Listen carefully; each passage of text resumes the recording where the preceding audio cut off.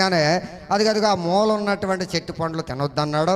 అవి తినమున మేము చచ్చిపోతామంట, కాబట్టి ఇప్పటి వరకు మేము ఆ పండ్లు తినలేదు అనగానే సాతానుగాడు అరచేతిలో చూపిస్తున్నాడు. ఏంటది? హవ్వ దేవదూతలా ఎగిరిపోతుందట. ఎక్కడ చెప్పాల? హవ్వ దేవదూతలా ఎగిరిపోతుందంట. ఎక్కడ? మీరు ఈ పండు తిన్న దినమున చూసారా చేతిలో చక్కగా ఎగురుతున్నావు నువ్వు, చూసా ఇక 2 రెక్కలు ఉన్నాయి, దేవదూతలా ఎగిరిపోతావు అన్నాడంట.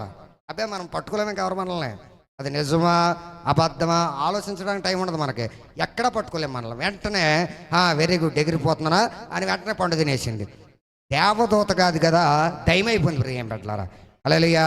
ఎందుకంటే సాతానుగాడు అనేవాడు ఆది నుండి హంతకుడుగా ఉన్నాడు. ఎలా ఉన్నాడమ్మా? ఆది నుండి నరహంతకుడుగా ఉన్నాడు. దేవుని యొక్క ఆజ్ఞను మీరి పాపము చేయించుటే వాడి పని. సాతానుగాడి యొక్క ప్రధానమైనటువంటి లక్షణం ఏంటంటే దేవుని ఆజ్ఞ